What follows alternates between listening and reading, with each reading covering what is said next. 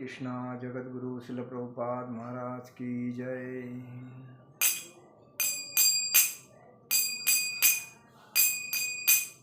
जय राधा माधव जय कुंज विहारी। जय राधा माधव जय कुंज विहारी।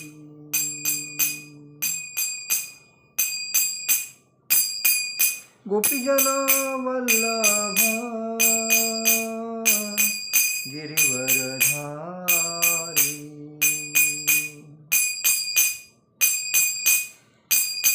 गोपीजन वल्लभ गिरिवरधारी। यशोदानंदन ब्रज जनरंजन। यशोदानंदन ब्रज जनरंजन। यमुना तीरावनचारी। यमुना तीरावनचारी। जय राधा माधव कुंज विहारी। जय राधा माधव कुंज विहारी। हरे कृष्णा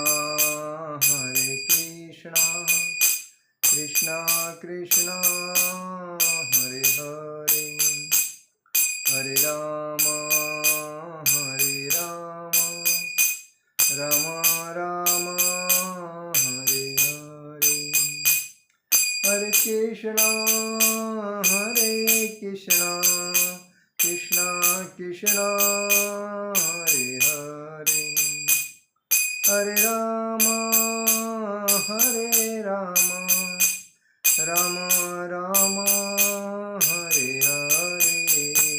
हरे कृष्णा कृष्णा कृष्णा हरे हरे। हरे राम राम राम हरे हरे। जय ओम विष्णुपाद परमहंस परिव्राजकाचार्य अष्टोत्तर शत अभय चरणारविंद भक्ति वेदांत स्वामी शिल प्रभुपाद महाराज की जय।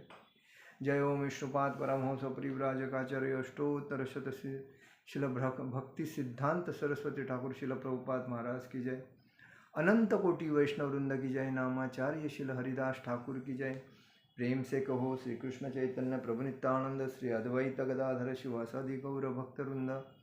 श्री श्री राधा कृष्ण गोप गोपीनाथ श्याम कुंड राधा कुंड गिरि गोवर्धन की जय। माया मथुरा वृंदावन धाम की जय। मायापुर नवदीप धाम की जय। जगन्नाथपुरी धाम की जय। द्वारका धाम की जय। अयोध्या धाम की जय। गंगा माई की जय। यमुना माई की जय। तुलसी महारानी की जय। भक्ति देवी की जय। हरिनाम संकीर्तन की जय। समवेद भक्त वृंद की जय। समवेद भक्त वृंद की जय। समवेद भक्त वृंद की जय। श्री गुरु गौरांग की जय। निताई गौर प्रेमानंदे हरि हरि बोल। ओम अज्ञानतिमिरान्धस्य ज्ञानाञ्जनशलाकया चक्षुरुन्मीलितेन तस्मै श्रीगुरुवे नमः।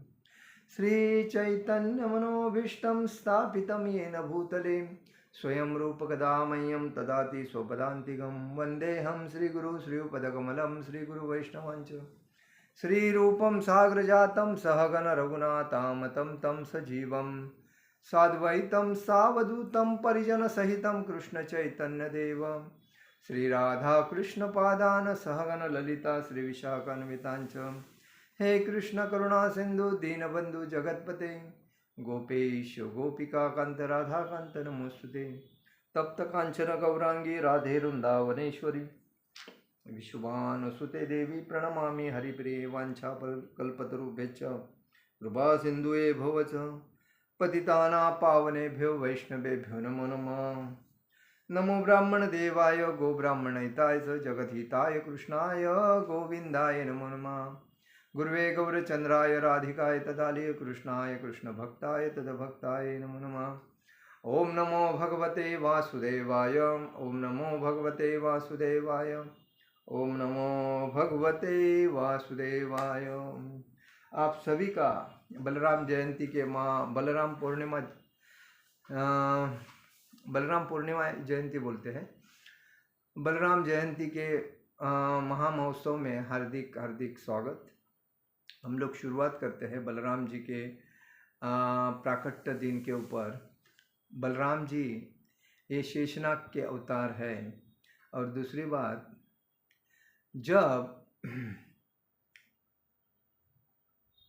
वसुदेव और देवकी का विवाह हुआ था तभी कंस उनका भाई, देवकी का भाई, देवकी एक्चुअली उनकी लाडली बहन थी। तो भाई हमेशा बहन का ख्याल करता है, तो भाई बहन को छोड़ने के लिए उसके घर तक जाता है शादी होने के बाद। तो उस टाइम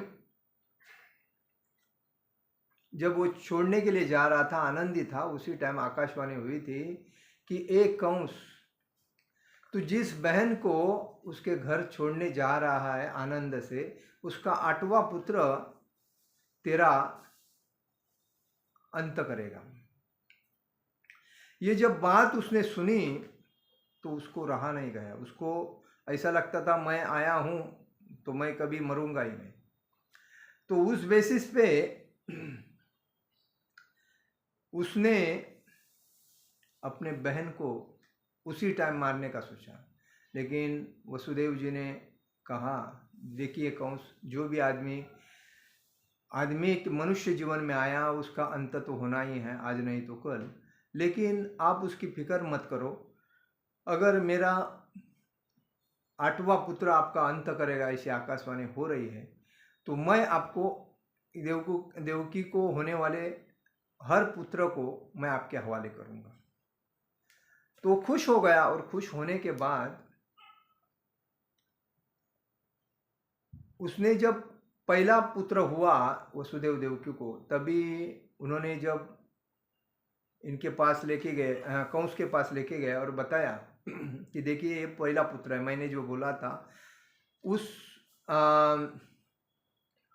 बेसिस पे मैंने आपको ये आपके हवाले कर रहा हूँ। तभी कंस ने क्या कहा कि देखो ये तो पहला पुत्र है, इससे तो मेरे को कोई डर नहीं है, आप लेके जाओ।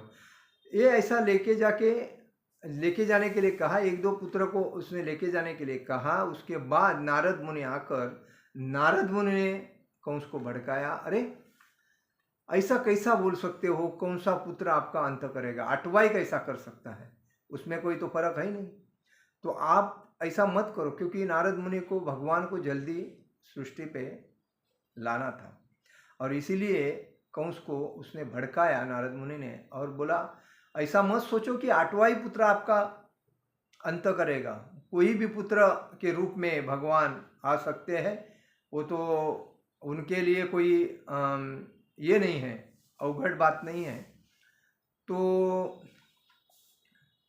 आप ये मत सोचो कि 8वां पुत्र। तो उसके बाद कंस ने प्रत्येक पुत्र को मारना चाहा, तो 6 पुत्र तक कंस ने मारे। और 7वां जब पुत्र था तो भगवान ने अपने योग माया, भगवान की बहिरंगा शक्ति, अंतरंगा शक्ति और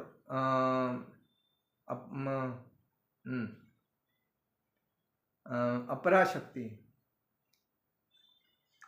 तो बहिरंगा शक्ति जो माया देवी है, उनसे कहा था कि देखिए आप वसुदेव की जो दूसरी पत्नी है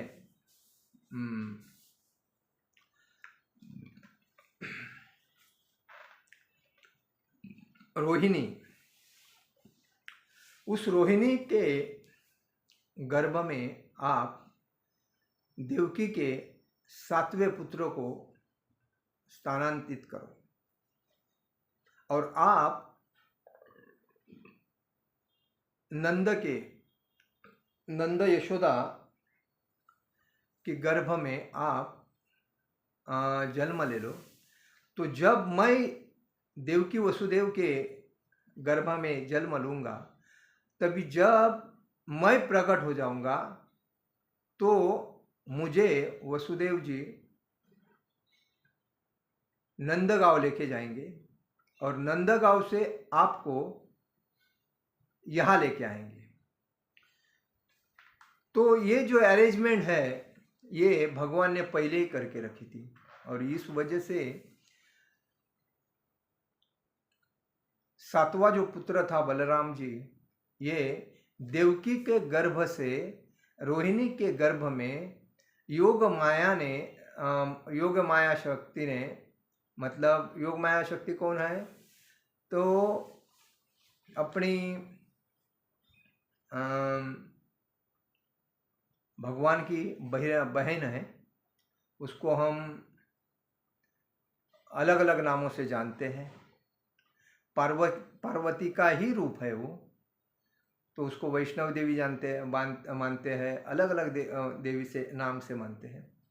शारदा देवी मानते हैं, कालिका देवी मानते हैं, काली माता देवी मानते हैं, अलग अलग उसके। तो वो देवी का रूप है, और भगवान ने उससे कहा, योग माया से, दुर्गा देवी से, कि इस संसार में जब तू आओगी तो तेरे हर जगह पे तेरे पूजा पाठ होंगे, भक्ति लोग करेंगे, और तेरा मान सम्मान बहुत बढ़ेगा। तो जब नंदगांव में वसुदेव जी लेके चले गए, उसके बाद में वहाँ से दुर्गा देवी जो माया, जो नंद यशोदा को जो पुत्री हुई थी योग माया, उसको देवकी के यहाँ लेके आए, और देवकी को जो पुत्र हुआ था वो नंदगांव में लेके गए। और जब कंस को मालूम पड़ा कि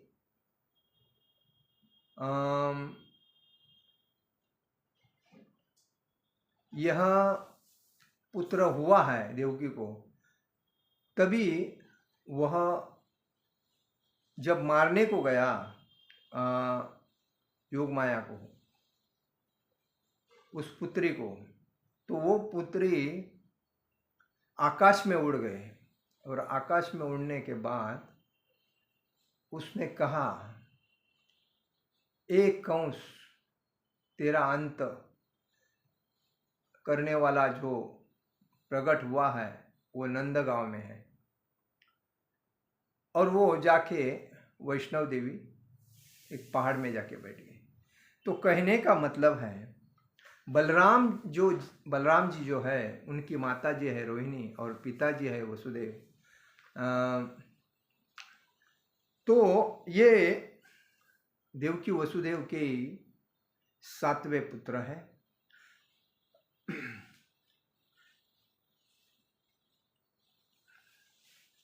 और उनका नाम शेषनाग, बलराम के नाम से उनका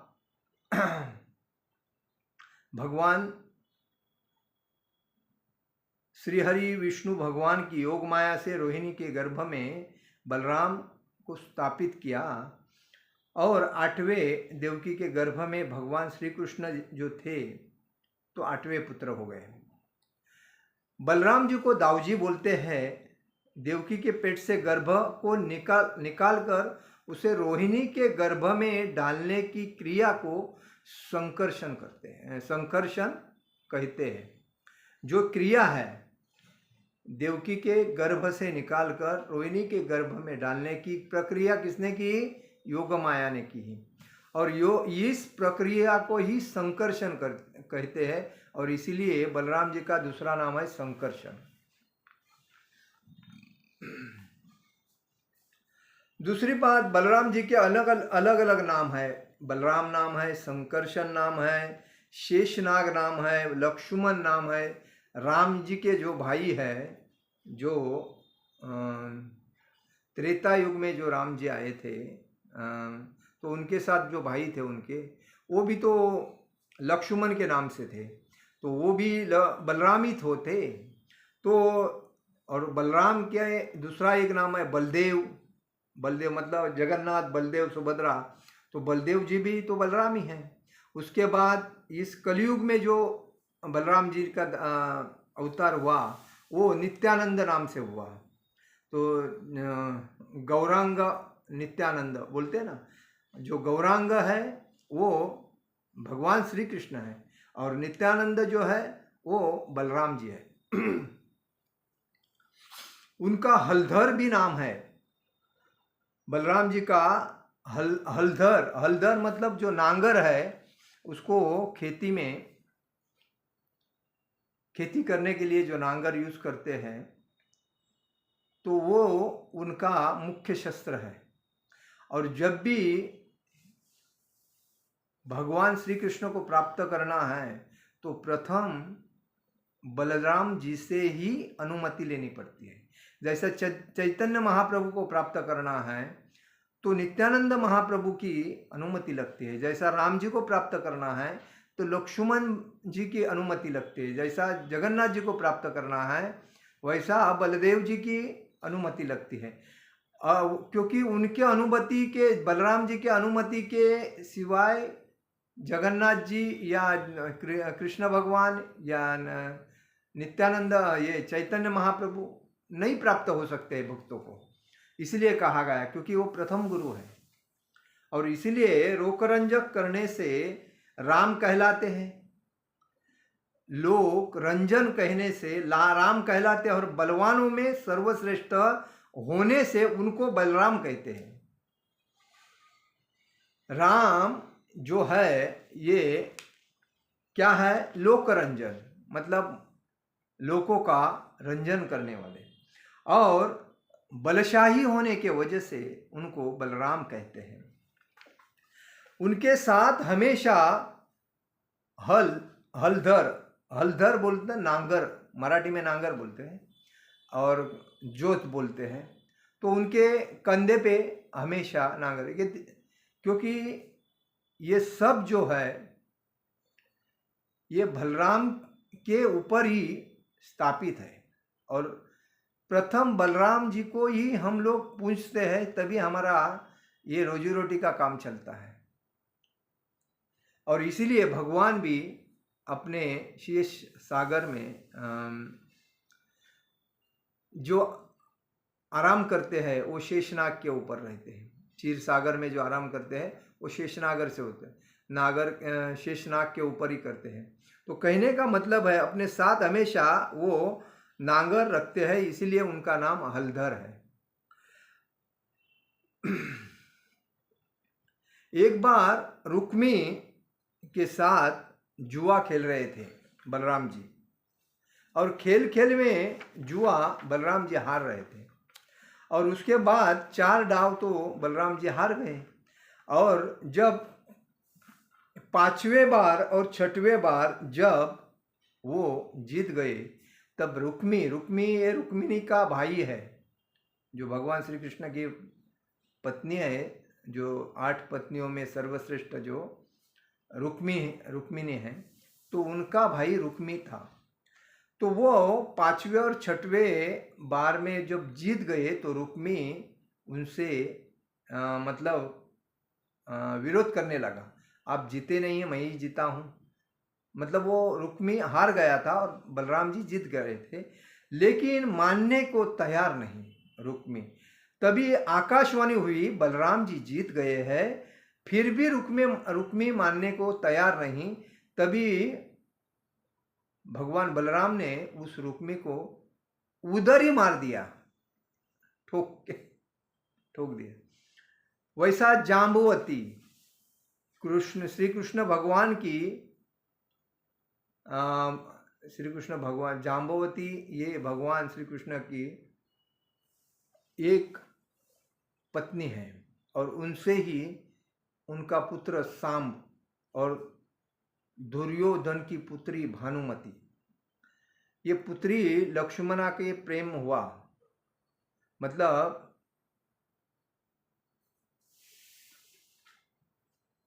हाँ, तो लक्ष्मणा, भानुमति का नाम दूसरा है लक्ष्मणा। तो उनका साम के साथ प्रेम हुआ, तो साम ने गंधर्व प्रेम विवाह किया और रथ में बिठाकर उस लक्ष्मणा को द्वारका में लेके गए। तो यह जब बात कौरवों को मालूम पड़ गई कि साम ने लक्ष्मणा को द्वारका में रथ में बैठ के लेके गया है, तभी क्योंकि प्रेम विवाह हुआ था इसी वजह से, तो कौरवों में भयंकर अहंकार था और वो लोग एकदम गुस्सा हो गए और वो साम को पकड़ने के लिए चले गए। तो साम को पकड़ने के लिए चले गए, जब मालूम पड़ गया कि ऐसे ऐसी बात है, तभी संपूर्ण कौरव सैन्य लेकर साम से युद्ध करने पहुंचे और साम को कैदी बनाया। जब ये बात बलराम जी को और श्री कृष्ण भगवान को जब मालूम पड़ी, तब बलराम जी ने हस्तिनापुर में जाकर, अभी का हस्तिनापुर अभी का दिल्ली, अपना रुद्र अवतार ले लिया और उनके साथ नांगर था ही था, हल मतलब नांगर उनका था ही था। तो हस्तिनापुर के धरती को संपूर्ण खींचकर गंगा में डुबाने का प्रण ले लिया। इतना गुस्सा आया उनको।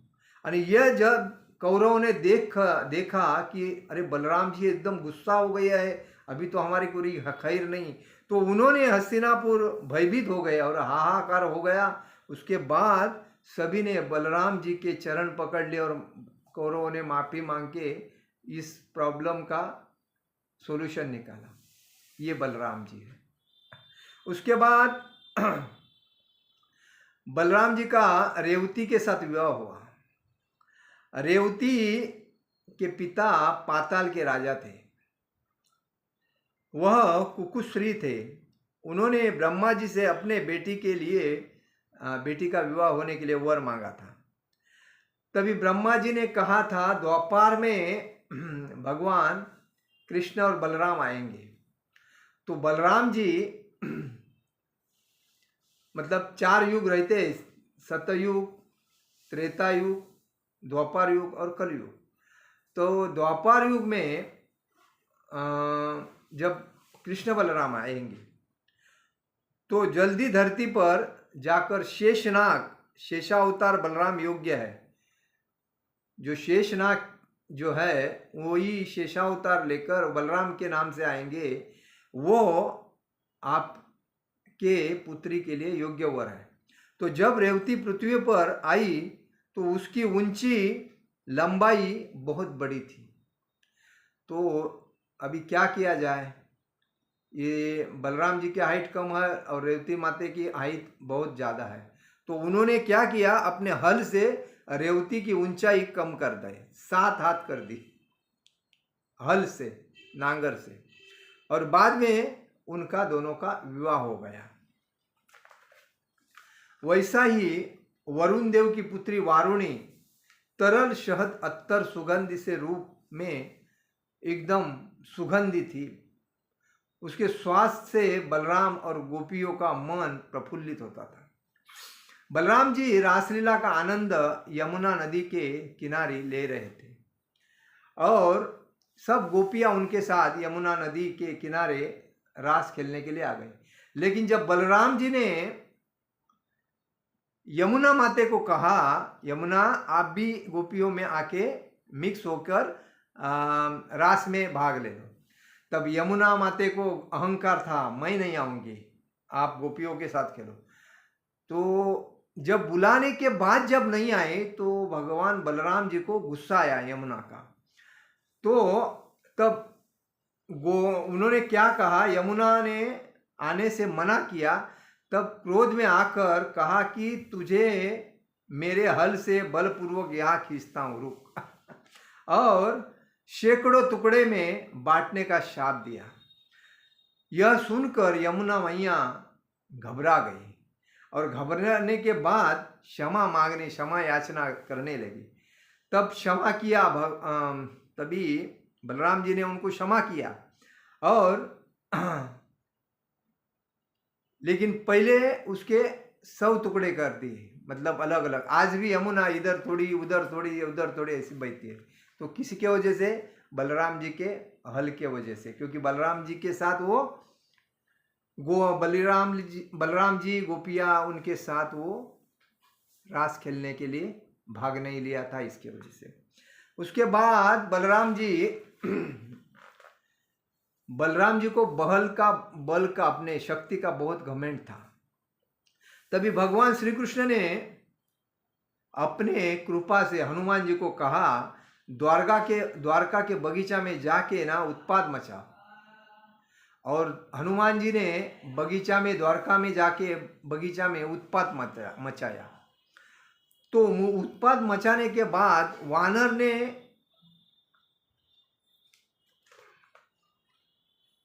तभी बलराम जी वानर से पूछा कि ये तूने ये बगीचा का पूर्णता वाट लगा दी, क्या है ये? तो वो चुप बैठा।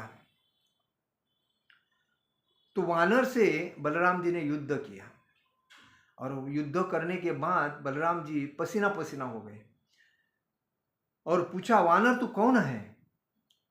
तू मायावी है? तो बता तेरी सच्चाई क्या है? कौन बोलता है? बलराम जी बोल रहे वानर को, यूं नहीं मानोगे तो मैं हल निकाल कर तुझे मार दूंगा। तभी हनुमान जी श्री कृष्ण को बचाने के लिए आह्वान करते हैं। तभी हनुमान जी भगवान श्री कृष्ण से आह्वान करते हैं कि ये तो शेषनाग का अवतार है, इनके हल से 3 लोग नष्ट हो जाते हैं। उसने कहा, क्या कहा भगवान श्री कृष्ण से? ये तो शेषनाग है और इनके हल के वजह से 3 लोग नष्ट हो जाते हैं, आकाश, धरती और पाताल। तो तभी श्री कृष्ण रुक्मिणी के संग में बात कर रहे थे अपने महल में। तभी वहां पहुंचे और दाऊजी को रोकते हुए कहा कि यह वानर कोई दूसरा नहीं है, यह हनुमान जी है। और हनुमान जी है। तभी बलराम जी ने उनके सामने क्षमा मांगना शुरू कर दिया और क्षमा मांगी। तो ये बलराम जी है। बलराम जी की शक्ति का बहुत शक्तिमान है, उनके सामने कोई टिकता नहीं। लेकिन कितनी भी शक्तिमान रहेंगे तो भी बलराम जी हमेशा भगवान श्री कृष्ण के भक्ति में तल्लीन रहते हैं और हमेशा भगवान के ऊपर ही डिपेंड करते हैं। आज भी कृष्ण बलराम इस दुनिया में सबसे श्रेष्ठ अगर कोई विग्रह है तो भगवान कृष्ण बलराम जी का है, और वो कहाँ है? वृंदावन में है। कृष्ण बलराम का विग्रह वृंदावन के इस्कॉन टेम्पल में। तो ये दुनिया का सबसे श्रेष्ठ विग्रह है। आप जब जाओगे तो प्रत्यक्ष रूप से कृष्ण बलराम उधर खड़े हैं। जब आप भक्तिमय जीवन में पूर्णता समाविष्ट हो तो आपको साक्षात्कार होगा, क्योंकि वो आपसे बात करेंगे। क्योंकि आप पूर्ण किसी का बुराई नहीं करते हो, किसी से लोभ नहीं रखते, स्वच्छ चारित्र शुद्ध भक्ति कर रहे हो, तो आपसे वो बात करते हैं। यह हकीकत है। चाहिए तो आप उधर शुद्ध भक्ति करके देखो, बाद में आपको आजमा मालूम पड़ेगा। ये दुनिया के सबसे श्रेष्ठ विग्रह है कृष्ण बलराम। तो इसीलिए बलराम जी कौरव पांडवों से अच्छे संबंध थे, इसलिए हमेशा उन्होंने महाभारत में के युद्ध से पहले दुर्योधन को, हनुमान जी को गदा युद्ध सिखाया था। वो गुरु थे और वो इसलिए महाभारत युद्ध में वो शामिल नहीं हुए। वो देवदर्शन खेलने के लिए चले गए, क्योंकि जब इनका युद्ध हुआ तभी उनको अच्छा नहीं लगा आपस में युद्ध करना, तो वो चले गए। भीम और दुर्योधन दोनों ने ही गधा बलराम जी से ही सीखी थी। बलराम जी श्री कृष्ण के युद्ध लड़े, लेकिन कंस की मलशाही में श्री कृष्ण ने जब कंस ने बलराम जी और कृष्ण को मल्ल युद्ध के लिए बुलाया, तभी उनके एक श्री कृष्ण भगवान चाणूर के साथ युद्ध के लिए थे और बलराम जी मुष्टिक के साथ युद्ध के लिए थे। तो भगवान श्री कृष्ण ने चाणूर को भी मार दिया और मल्ल युद्ध में, और बलराम जी ने मुष्टिक को ही वध कर दिया। तो ये है, जब अक्रूर कृष्ण बलराम जी को लेके गए थे कंस के आदेश के वजह से मल्ल युद्ध करने के लिए, लेकिन कंस ये क्या उसका नाम, चाणूर और मुष्टिक, ये तो बहुत लंबे चौड़े पहाड़ के जैसे थे, और कृष्ण बलराम एक छोटे बच्चे थे 11-12 साल के, और उसी टाइम उस 11-12 साल के बच्चों ने इतने चाणूर और मुष्टिक को वध कर दिया। बलराम जी वानर द्वीप जीत गए, तभी उन्होंने जरासंध को मारने के लिए श्री कृष्ण ने मना कर दिया। जब बलराम जी ने युद्ध करके वानर द्वीप जीत लिया था और जरासंध को मारने गए थे, तो भगवान श्री कृष्ण ने उनको रोक दिया था, क्योंकि जरासंध को उनको ही मारना था। तो भगवान श्री कृष्ण ने उनका वध किया। मुसल युद्ध में यदुवंश से संहार के बाद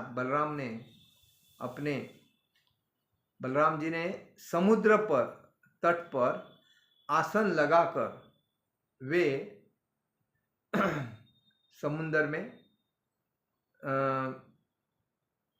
प्रविष्ट हो गए। तो कहने का मतलब है, हमें बलराम जी से बहुत कुछ सीखने को मिलता है और हमें हमेशा बलराम जी के आशीर्वाद की जरूरत है। और इसलिए कहा गया है कि नंद के आनंद गयो, नंद के आनंद गयो न, जय हो नंद लाल की, हाथी घोड़ा पाल की, जय कन्हैया लाल की। दाऊ जी का भैया कृष्ण कन्हैया, दाऊ जी का भैया कृष्ण कन्हैया। दाऊ जी ये बड़े भाई को बोलते हैं, और ये कृष्ण छोटा भाई है और दाऊ जी बड़ा भाई है। और इसीलिए राम वनवास में जब गए थे, तभी राम जी लक्ष्मण को हमेशा आदेश देते थे, लक्ष्मण ये करो, लक्ष्मण वो करो। तो आदेश सुनते सुनते लक्ष्मण ने सोचा, अगले जन्म में मैं आपका बड़ा भाई बनूंगा और आप मेरे छोटे भाई बनोगे। तभी वो बलराम बने बड़े, लक्ष्मण बने और राम बने कृष्ण, मना लक्ष्मण बने बलराम और राम जी बने कृष्ण। तो इसीलिए इस द्वापर में कृष्ण बलराम दोनों भाई इस अवतार में आए, क्योंकि परित्राणाय साधुना विनाशाय दुष्कृता धर्म संस्थापनाचार्य संभव में युगे युगे।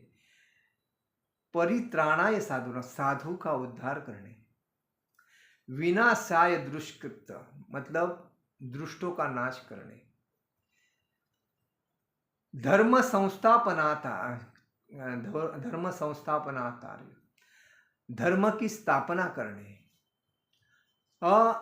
युग युग में भगवान श्री कृष्ण आते हैं, और इसीलिए जैसे भगवान श्री कृष्ण युग युग में आते हैं, वैसे ही बलराम जी भी उनके सेवक बन के युग युग में आते हैं।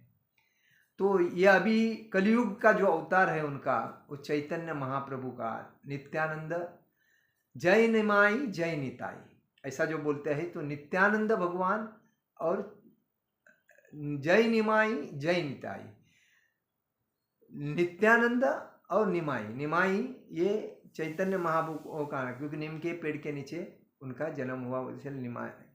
तो बाद में उनका चैतन्य नाम दीक्षा में हुआ, और बाद में उन्होंने संन्यास ले लिया, तभी उनका चैतन्य महाप्रभु नाम दिया उन्होंने। तो ऐसी बात है। तो इसीलिए हमें हमेशा बलराम जी का आशीर्वाद हम आशा करते हैं, हमारे ऊपर बलराम जी भगवान का हमेशा आशीर्वाद रहे।